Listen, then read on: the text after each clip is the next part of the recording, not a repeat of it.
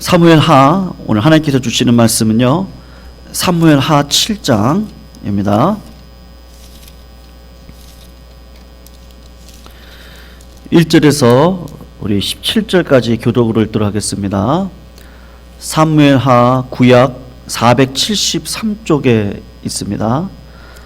473쪽 사무엘하 7장 1절에서 17절까지 우리 교독으로 읽고 마지막 17절은 같이 읽도록 하겠습니다. 사무엘하 7장 1절 제가 먼저 읽습니다. 여호와께서 주위의 모든 원수를 무찌르사 왕으로 궁에 평안히 살게 하신 때에 왕이 선지자 나단에게 이르되 볼지어다 나는 백향목궁에 살거늘 하나님의 궤는 휘장 가운데 있도다. 나단이 왕께 아뢰되 여호와께서 왕과 함께 계시니 마음이 있는 모든 것을 행하소서 하니라.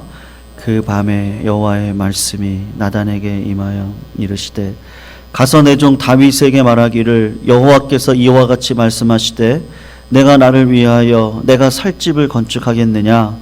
내가 이스라엘 자손을 애굽에서 인도하여 내던 날부터 오늘까지 집에 살지 아니하고 장막과 성막 안에서 다녔나니 이스라엘 자손과 더불어 다니는 모든 곳에서 내가 내 백성 이스라엘을 먹이라고 명령한 이스라엘 어느 지파들 가운데 하나에게 내게 말하기를 너희가 어찌하여 나를 위하여 백향목집을 건축하지 아니하였느냐고 말하였느냐. 그러므로 이제 내 종 다윗에게 이와 같이 말하라. 만군의 여호와께서 이와 같이 말씀하시기를 내가 너를 목장 곧 양을 따르는 데에서 데려다가 내 백성 이스라엘의 주권자로 삼고 내가 가는 모든 곳에서 내가 너와 함께 있어 내 모든 원수를 내 앞에서 멸하였은즉 땅에서 위대한 자들의 이름같이 내 이름을 위대하게 만들어 주리라. 이스라엘을 위하여 한 곳을 정하여 그를 심고 그를 거주하게 하고 다시 옮기지 못하게 하며 악한 종류로 전과 같이 그들을 해하지 못하게 하여 전에 내가 사세에게 명령하여 내 백성 이스라엘을 다스리던 때와 같지 아니하게 하고 너를 모든 원수에게서 벗어나 편히 쉬게 하리라. 여호와가 또 내게 이르노니 여호와가 너를 위하여 집을 짓고 소환이 차서 내 조상들과 함께 누울 때 내가 내 몸에서 날 내 씨를 내 뒤에 세워 그의 나라를 견고하게 하리라. 그는 내 이름을 위하여 집을 건축할 것이요 나는 그의 나라 왕위를 영원히 건축하게 하리라. 나는 그에게서 아버지가 되고 그가 만일 죄를 범하면 내가 사람의 매와 인생 채찍으로 징계하려니와 내가 내 앞에서 물러나게 한 사울에게서 내 은총을 빼앗는 것처럼 그에게서 빼앗지는 아니하리라. 내 집과 내 나라가 내 앞에서 영원히 보존되고 내 왕위가 영원히 견고하리라 하셨다 하라. 같이 읽습니다. 나단이 이 모든 말씀들과 이 모든 계시대로 다윗에게 말하니라. 아멘. 오늘 성전 건축 하나님께서 하십니다 라는 제목을 가지고 우리 말씀 공부하면서 은혜 나누는 시간 되었으면 좋겠습니다. 여러분, 구약의 큰 주제는 뭐냐면요, 오실 예수, 오실 메시아에 대한 것이고, 신약은 오신 예수에 대한 이야기입니다. 그리고 지금 우리가 살아가는 시대는 은혜의 해라고 성경은 말씀하시는데 또 오실 예수를 기다리고 있는 그 시대 속에서 저희들이 살아가고 있는 것이죠. 그러니까 구약에서도 이야기하고 싶은 건 예수 그리스도고 신약에서도 이야기하고 싶은 건 예수 그리스도에 대한 그 말씀을 저희들에게 계속해서 말씀을 하고 있는 것인데, 하나님께서 예수 그리스도에서 말씀을 하실 때 우리 주님을 증거하시는 방편을 뭐로 쓰셨냐면요, 약속의 개념으로 하나님께서 예수님을 이렇게 그림자로 증거를 하셨습니다. 그래서 아담과 하와가 범죄하고 난 다음에 창세기 2장 3장에 가서 보시면 하나님께서 아담과 맺은 언약이 있는데 그들에게 벌거벗은 몸에다가 무슨 옷을 입혀주시죠? 기억나세요, 성도님들? 무슨 옷을 입혀주세요? 옷을 입혀주시잖아요. 벌거벗은 몸에다가 아담과 하와가 벌거벗었는데 가죽옷을 입혀주시잖아요. 그 가죽옷을 보면은 그 가죽, 그 당시 피가 흘려져서 짐승이 죽고 그 죽은 짐승의 가죽으로 죄의 몸을 덮어가시는 그 예수 그리스도를 상징하는 그 언약을 하나님께서 아담과 맺으십니다. 그리고 죄가 너무 관영해지니까 하나님께서 노아 시대에 다 이 땅에 있는 모든 사람들을 다 죽이시죠. 노아의 가족들을 제외하고 다 죽이시는데 그때 무지개 언약을 통해서 다시는 내가 물로 너희들을 심판하지 아니할 것이다 라고 말씀하시므로 우리 주님께서 구원하실 것을 이렇게 그림자로 비춰주십니다. 그리고 아브람 시대에 오면은 아브람과 언약을 맺으셔서 내가 너에게 복을 주는 자에게 복을 주고 내가 너를 저주하는 자에게는 저주를 하고 너의 허리 안에서 씨가 나와 그 씨로 정말 저 바닷가의 모래처럼 하늘의 별처럼 많은 민족을 맺게 할 것이다. 그렇게 말씀을 하시는데 그 씨가 단수거든요. 그러니까 복수가 아니고 단수인데 갈라디아 가서 보면 사도 바울이 그 씨를 뭐라고 이야기하냐면 예수 그리스도다라고 이야기를 하고 있는 것이에요. 그러니까 성도님들 오늘 본문 말씀을 보면 하나님께서 오늘 다윗하고 어떤 한 약속을 하나 맺고 언약을 하나 맺는 과정 가운데 있는데 오늘 본문도 보시면은 하나님께서 다윗과 언약을 통해서 예수 그리스도에 대한 이야기를 지금 사실은 말씀하고 싶은 것인데 여러분 다윗이 알았던 것이 무엇이냐 하면 믿음의 눈을 들어서 하나님께서 다윗에게 하시는 말씀을 공공히 생각을 해보니까 하나님께서 다윗의 아들을 통해서 영원한 왕국을 세우시겠다고 하셨는데 본인도 인생이 어느 정도 되면 삶이 죽음으로 갈 수밖에 없고 아들도 인간이니까 어느 순간 죽을 수밖에 없는데 영원한 나라가 세워진다고 하나님 말씀하시니 그 뜻이 무엇이죠? 그러다가 깨달은 게 뭐냐 하면 하나님의 아들 예수 그리스도를 통해서 하나님의 나라를 영원히 세워가시겠구나. 그것을 오늘 본문 가운데서 깨달게 됩니다. 그러니까 다윗은 영적으로 솔로몬이 아닌 다른 아들을 바라보았고 돌들과 나무로 세워진 성전이 아닌 다른 성전을 바라보았고 그리고 그 성전은 바로 예수 그리스도요. 예수 그리스도를 머리로 삼는 지체된 우리들 하나님의 많은 백성들이 이 땅 가운데 영원한 주의 나라를 이루면서 살아갈 것이다 라고 하는 것을 오늘 본문에서 다윗이 깨닫게 되어지는데요. 여러분 그 깨닫는 과정 가운데 우리들이 참 조심을 해야 되는 그 유혹과 시험을 오늘 다윗이 똑같이 당하고 있는 모습을 볼 수가 있습니다. 성도님들 한번 보시면 좋겠는데 다윗의 삶은 사무엘에게 기름 부음을 받고 진정한 왕이 되기까지 몇 년이 흐르냐면 20년이라는 기간이 지나서 안정이 되어집니다. 그의 고향은 베들레헴이에요. 베들레헴은 빵집이라는 뜻이 있거든요. 그러니까 베들레헴 빵집에서 10km만 조금 가다 보면 예루살렘이 있는데 태어난 베들레헴에서 예루살렘 왕도로 귀환하기까지는 20년의 시간이 걸린 것입니다. 그리고 이제는 완전한 평화 통일을 일으키는 왕으로서 백향목 궁에 거하는 왕이 되었는데 이때 다윗에게 들었던 마음이 어떤 마음이냐면요. 우리가 이 마음을 진짜 조심해야 됩니다. 다윗이 어떤 마음이 들었어요, 성도님들? 내가 하나님을 위해서 성전을 건축해야 되겠다라고 하는 마음이 들었어요. 왜 그랬죠? 하나님의 임재 자체를 상징하는 언약궤를 가지고 왔어요. 그런데 그 언약궤는 천막 안에 있는데 그것이 못내 불편한 거예요, 마음에. 그래서 선지자 나단에게 이야기를 할 때도 나단이 그 이야기를 듣고 하나님의 선지자도 찬성을 해서 그렇게 하라고 말씀을 했습니다. 사실 늘 하나님께 이것 달라 저것 달라 구하고 문제가 생길 때에만 나오는 그런 신앙도 있을 수가 있는데 그런데 이제 너무나 많은 것을 얻었어요. 아무것도 부족함이 없다는 걸 느낄 때 다윗이 여전히 하나님 앞에 엎드려 있는 겸손한 모습이 있습니다. 그리고 그의 마음 가운데 어떤 마음이 있냐 하면 내가 하나님께 뭔가를 드리고 싶은 마음이 가득합니다. 평안할 때 내 자신으로 가득 차 있던 어리석은 부자도 있지 않습니까? 근데 그런 어리석은 부자와 달리 다윗은 하나님께 마음을 두고 있습니다. 이런 사람들을 보면 참 우리의 마음이 기쁜 것처럼 나단도 마음이 기뻐서 왕이시여 그렇게 하시라고, 왕이 하나님의 성전을 건축하시라고 기쁜 마음으로 옆에서 같이 이야기를 한 것이죠. 그런데 이것이 우리들이 진짜 조심해야 될 부분 중에 한 부분인 것인데, 오늘 하나님께서 나타나셔서 그의 잘못된 마음을 이렇게 다 잡아주십니다. 이게 은혜죠.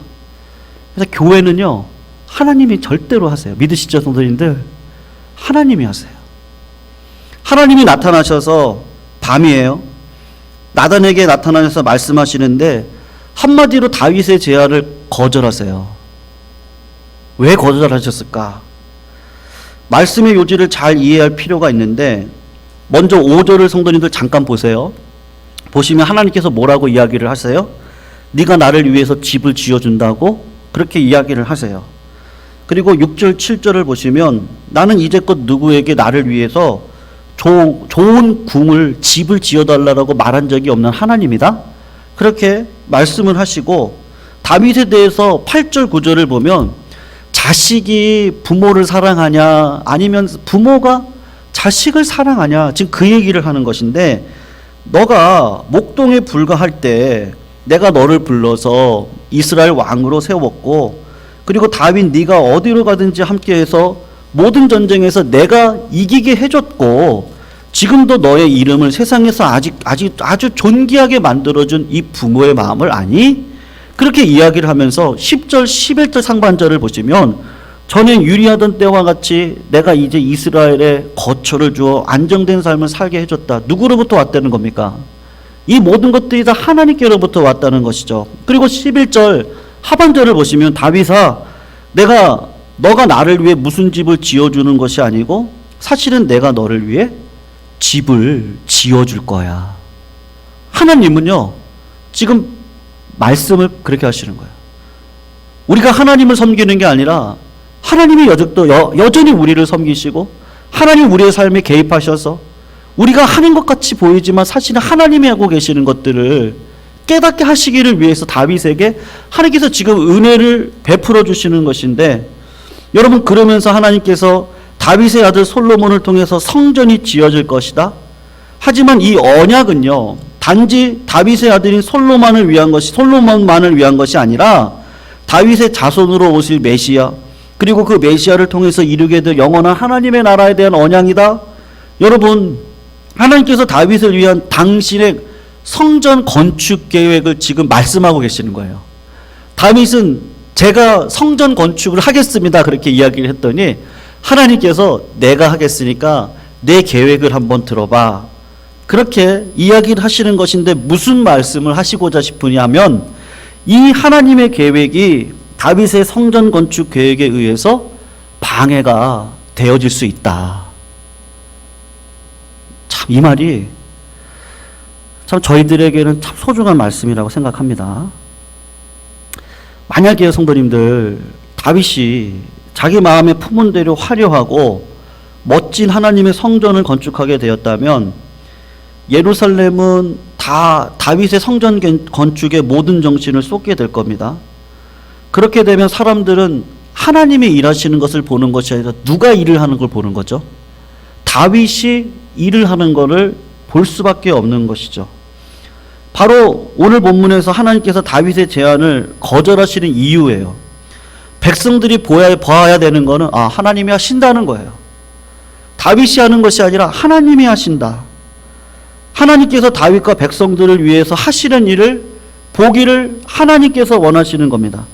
중요한 것은 내가 하나님을 위해서 하는 것이 아니라 반대로 하나님께서 나를 위해, 우리 교회를 위해, 내 가정을 위해, 내 자녀를 위해서 여전히 일하고 계신 것을 깨달을 때, 하나님 영광 받아주세요.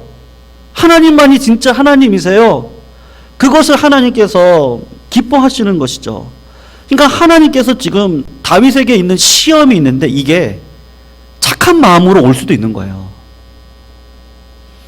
여러분, 착한 마음이 진짜 좋은 거 맞거든요.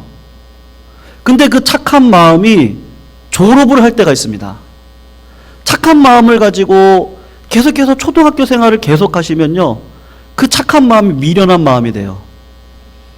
하늘의 지혜를 얻어서 중학생으로 올라가셔야 돼요. 중학생으로 올라가고 난 다음에도 그 초심, 착한 마음은 잃지 말아야 돼요. 그리고 하나님께서 때가 되면 고등학교로 올려보낼 때가 있거든요. 근데 계속 중학교에 머물러 계시면 그 착한 마음이요, 미련한 마음이 돼요. 그래서 하늘의 지혜를 가지고 테스트를 통해서 고등학교로 올라가요. 고등학교로 올라가면 끝입니까? 그렇지 않습니다. 고등학교 수준을 가지고 사회생활을 못해요. 그래서 하나님께서 시험을 통해서 대학에 올라가게 하시죠. 대학 올라가서 대학생활이 끝입니까? 대학생활에서 힘들고 어려운 줄 알았더니 사회생활 막상 해보니까 이 착한 마음 가지고 하나님의 지혜로 세상을 풀어가는 게 쉽지 않거든요. 근데 이 과정을 거치지 않고 내가 착한 마음만 가지고 있잖아요. 그러면 하나님께서 그것을 그대로 두시는 법이 없습니다. 왜냐하면 미련한 마음이 되기 때문에. 영적 수준이 어리기 때문에 자꾸 그 착한 마음을 빛이 나도록 정금으로 자꾸 이끌어 가시는데, 다윗에게 착한 마음이 아니었습니까? 착한 마음입니다. 근데 그 착한 마음이 그 수준에 머물러 있으면요, 우상이 될 수 있거든요. 내가 했다 할 수 있거든요. 그래서 다윗에게 지금 이야기를 하시는 거예요. 다윗은 지금 이게 시험인데, 착한 마음인데 졸업을 해야 되고 지금 올라가야 되는 거죠. 하나님이 가득했던 마음의 상태인데, 그래서 그 착한 마음으로 성전을 건축하겠다고 이야기를 했지만, 그것이 어느 순간 시간이 바뀌면요, 내 자신이 했다라고 하는, 내가 했다? 나로 가득 찬 상태로 넘어가기 직전의 위험한 상황입니다. 여러분, 이것은 하나님을 섬기는 사람들이 반드시 겪는 위기의 상황이에요. 다윗이 지금까지 하나님께 의존해서만 살아올 수 있었잖아요. 그래서 하나님께 물었어요. 하나님, 올라가서 전쟁할까요? 말까요? 하나님, 사울이 기름 부은 반자인데 하나님 내 손으로 죽일 수 없지 않습니까? 2번이나 거절을 하고, 사울과 싸우는 게 안 되니까 아기스한테 도망을 갔다가 거기서 미친 척을 해서 살아났던 적도 있고, 아둘람 굴에 가가지고 400명의 사람들, 상처 입은 자들, 애통하는 자들을 붙여주셔서 거기서 하나님의 나라를 끌어가는 것이 무엇인지 소그룹으로 배우게 하시고, 그리고 유다 나라를, 그리고 그 다음에는요, 온 이스라엘 나라를 다스릴 수 있는 왕으로 과정 스텝을 다 밟아왔는데 여기가 끝이 아니라는 거죠. 그리고 착한 마음으로 하나님 나라를 건축하겠다고 했을 때, 이때 우리는요, 또 말씀이 필요한 거예요. 하나님의 말씀이 나를 이렇게 쳐야 됩니다. 그렇지 않고는 우리는 시험에 빠질 수밖에 없어요. 우리는 그래요. 우리는.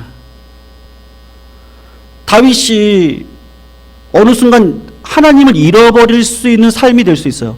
왜냐하면요, 솔로몬 시대 가서 보면 압니다. 나중에 시간이 되고 때가 되면 솔로몬에 대해서 저희가 한번 공부를 하겠지만, 솔로몬이 아버지가 갖다 준 수많은 재료를 가지고 왕궁을 건축할 때, 그 왕궁이 그 성전이 큰 성전이 아니에요. 그 성전이요, 7년 동안 건축을 했는데요, 우리 교회 사이즈보다 조금 더 클까요? 이 정도 사이즈를 7년 동안 건축을 했으니까 얼마나 많은 재료들을 갖다 부었겠습니까? 근데 솔로몬은 결국은 어떻게 해요? 하나님께서 꿈에 나타나셔가지고, 이방 여자는 결혼하면 안 돼. 3번 나타나셨다고 그러셨거든요. 그런데도 하나님의 말씀에 내 삶을 바꾸지 않으니까 솔로몬 때문에 결국은 이스라엘 나라가 바벨론에 팔려가게 되거든요. 그게 11개 나와요. 솔로몬의 그 음란한, 솔로몬의 그 이방신을 섬기는 그 우상 때문에 이스라엘 나라를 하나님께서 깨뜨린, 누구 때문이냐? 솔로몬 때문이라고 그래요. 성전을 지었는데 내 성전을 지은 거예요. 그러니까 하나님께서 자꾸 나타나서 말씀하시는데 솔로몬은 안 들어요. 근데 다윗에게는 지금 나타나서 이야기를 하는데, 여러분, 이제는 힘이 생기고 평안함이 있고, 그렇다면 이제는 내가 할 수 있는 힘이 생겼고 권위가 있고, 그럴 때가 위험한 때예요. 하나님을 의존하고 살아가다가 하나님이 주시는 복을 받았어요. 근데 이제는 나에게 힘이 있고 권위가 있다 생각이 되어들 때, 하나님을 섬기는 사람들에게 가장 위험한 영적인 위기가 바로 지금인 거죠. 뭐가 됐다고 생각할 때가 위기, 하나님의 충만에서 자기 충만으로 넘어갈 수 있는 위기가 생기게 되는 겁니다. 우리가 교회 생활하면서 그런 얘기 많이 듣지 않으십니까? 저분 그렇지 않으셨는데요. 어떤 직분을 받고 난 다음에 어떻게 저렇게 바뀌시지? 저 어릴 적에 그런 얘기 좀 들었거든요. 직분을 받을 때랑 안 받을 때랑 사람이 완전히 틀려졌다는 거예요. 목사도 위험한 직분입니다. 목사로서 어떤 섬김을 받다 보니까, 물론 목사님들이 다 섬기시지만 또 한 교회의 어떤 뭐 그런 직분에 의해서 그러다 보면 목사님들도 영적인 위기에 빠질 수가 있는 것이죠. 하나님께서는 내가 하나님을 위해서 뭘 할 수 있다, 그 착한 마음을 흠잡을 데 없는 마음인데, 선한 마음인데, 그것이 키워낼 수 있는 악한 열매를 하나님께서 사전에 막아 주시는 겁니다. 그래서 여러분, 이 위험은요, 하나님을 위해서 뭔가 하려고 생각하고 계획을 하지만 그 생각에 너무 사로잡히는 바람에 하나님 자신을 잃어버리는 경우가 분명히 있게 되는 것입니다.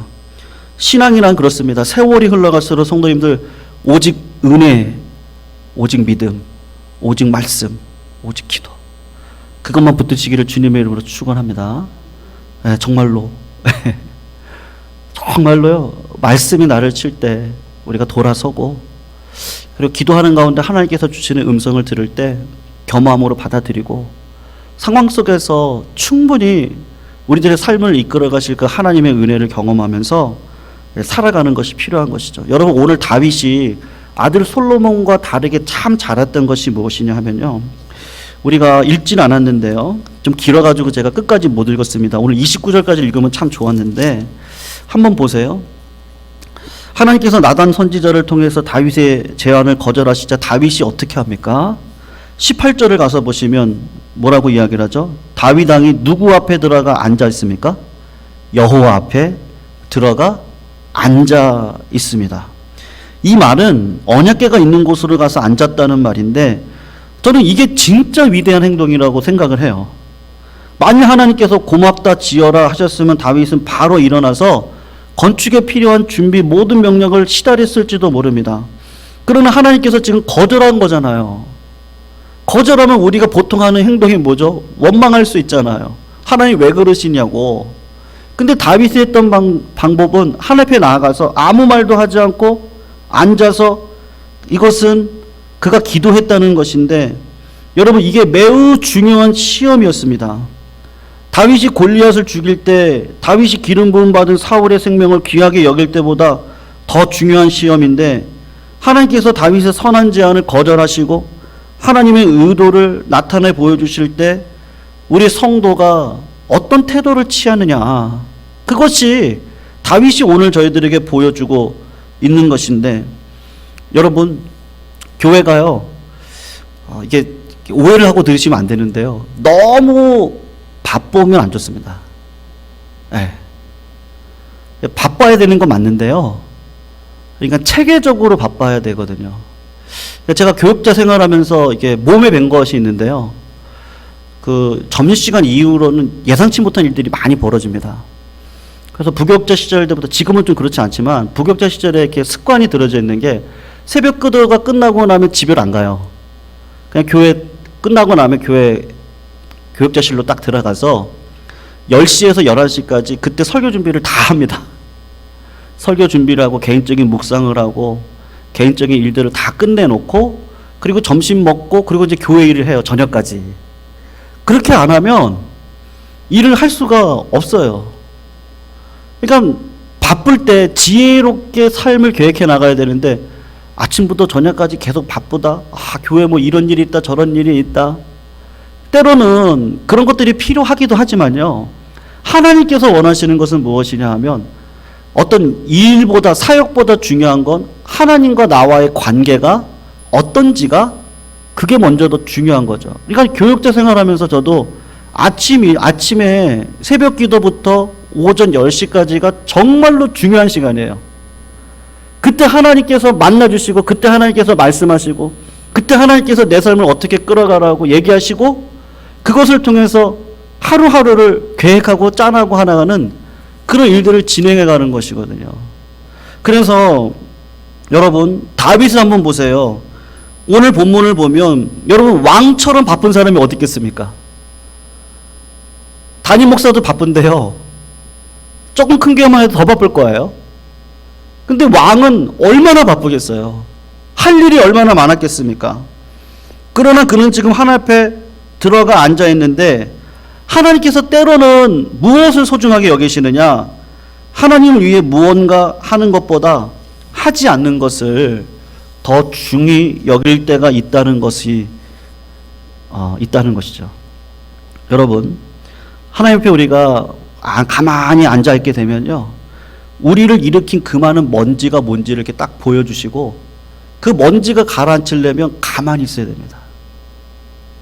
그리고 그 문제로부터 초점을 하나님께로 돌리고 하나님 앞에 가만히 앉아 있으면 뭘 염려해? 내일 일은 내일이 염려할 거야. 한날 괴로우면 그날에 좋게. 그 말씀 항상 기뻐해. 쉬지 말고 기도하고 범사에 감사해. 그러면 이것이 하나님이 너희를 향한 귀한 뜻이야. 그런 말씀 가운데 이렇게 있다 보면요, 내 주위에 일어났던 내가 열심히 하려고 했던 그런 먼지들이죠. 그런 것들이 다 가라앉게 되고, 그리고 내 열정보다 더 큰 열정이 있다는 걸 발견하게 되는데, 이게 하나님의 열정이구나. 내가 세상을 돌리고 있다고 생각을 했는데 하나님께서는 나와도 비교할 수 없는 열정을 가지시고 세상을 돌리고 계시다는 걸 비로소 보게 되고, 내가 똑똑해서 세운 계획대로 특유의 추진력으로 밀어붙이고 일한 것처럼 보였는데, 우리가 하나님 앞에 가만히 앉아있을 때는요, 내 계획과는 너무나도 차원이 다르고 탁월하고 치밀하고 완벽한 하나님의 계획대로 모든 것들이 착착착착 진행되어지고 있는 것을 발견을 하게 되는 것이죠. 여러분, 다윗이 그것을 오늘 이 7장을 통해서 깨달았어요. 그래서 19절에서 29절 우리 같이 한번 교독을 한번 읽어볼까요? 성도님들, 19절에서 한번 읽어보겠습니다. 29절까지 말씀 우리 교독으로 한번 읽을게요. 제가 19절 있습니다. 주 여호와여, 주께서 이것을 오히려 적게 여기시고 또 종의 집에 있을 먼 장래의 일까지 말씀하셨나이다. 주 여호와여, 이것이 사람의 법이니이다. 주 여호와는 주의 종을 아시오니 다윗이 다시 주께 무슨 말씀을 하오리까? 주의 말씀으로 말미암아 주의 뜻대로 이 모든 큰 일을 행하사 주의 종에게 알게 하셨나이다. 그런즉 주 여호와여, 주는 위대하시니 이는 우리 귀로 들은 대로는 주와 같은 이가 없고 주 외에는 신이 없음이니이다. 땅의 어느 한 나라가 주의 백성 이스라엘과 같으리까?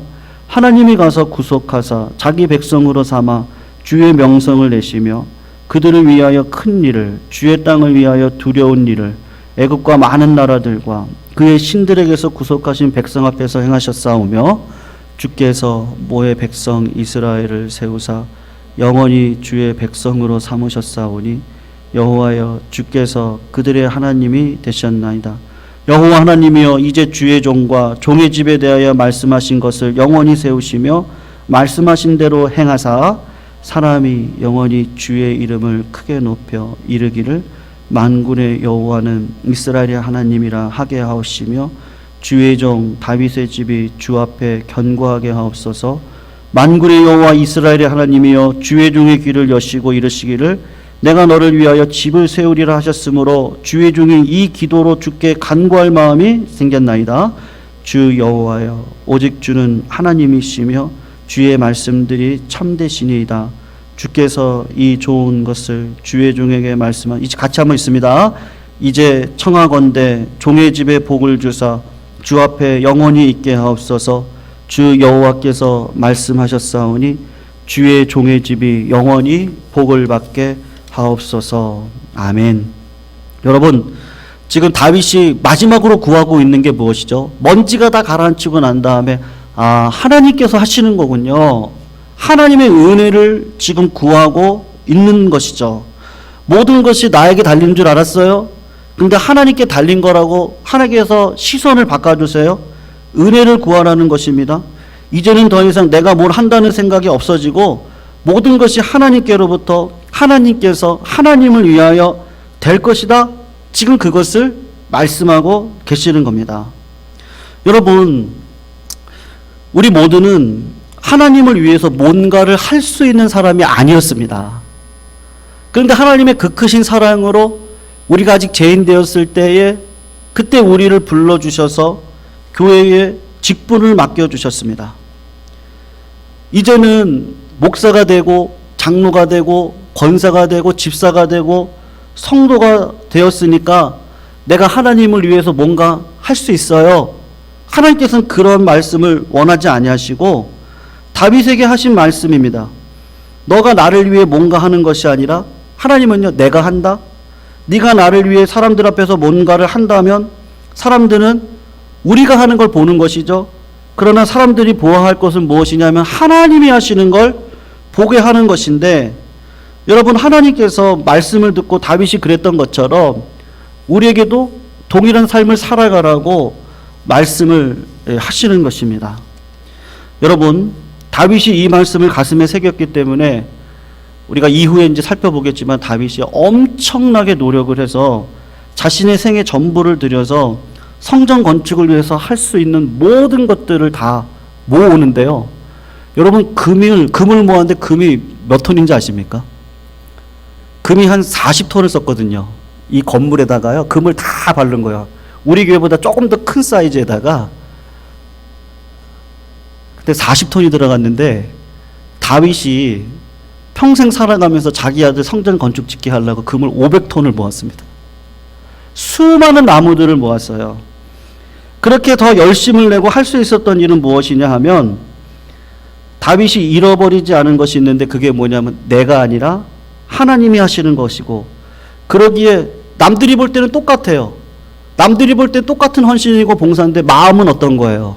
그 착한 마음이 성숙해져서 내가 하는 것이 아니고 하나님께서 하신 것이고 하나님께서 나에게 복을 주셔서 이렇게 할 수 있도록 하신 것인가, 그게 더 감사하고 나를 통해서 교회를 세워가시니 하나님 영광 받아달라고 하는 그 성숙한 마음의 고백 가운데 실제 성전 건축을 위해 준비하는 다윗의 그 마지막 모습을 하나님께서 세워가고 계시는 겁니다. 하나님께서 이처럼 신비한 방식으로 우리 성도님들을 다 세워가세요. 살아가는 성도님들, 하나님의 성전 건축에 모두 다 참여하시기를 주님의 이름으로 축원합니다. 네, 근데요, 하나님의 능력을 주세요. 뭐 없는 것 가지고 굳이 막 이렇게 하지 마시고요. 하나님께서 분명히 능력을 주십니다. 기도의 능력도, 은사도, 물질도, 여러 가지를 다 주십니다. 그것 하나님이 주신 것이니 하나님을 위해서 쓰겠습니다. 그런 겸손한 마음으로 우리 교회가 다 세워가며 하나님만 영광 받아 주실 줄로 믿습니다. 그리고 우리는 다 하나님의 종으로 하나님의 영광을 위해 쓰임받는 도구로 그냥 닳다가 가면 되는 거죠. 그리고 하나님의 자녀로서의 삶을 이 땅에 살아가는 그 믿음의 일, 주님이 우리 교회의 머리이십니다. 교회는 누구의 것도 아니고 우리 주님께 속한 것이고, 주님께서 이 교회를 세우실 때, 말씀하실 때 우리가 그 말씀에 순종해서 이 은혜의 길을 잘 걸어가실 수 있는 그런 주님의 거룩한 종들이 다 되시기를 주님의 이름으로 축원합니다. 우리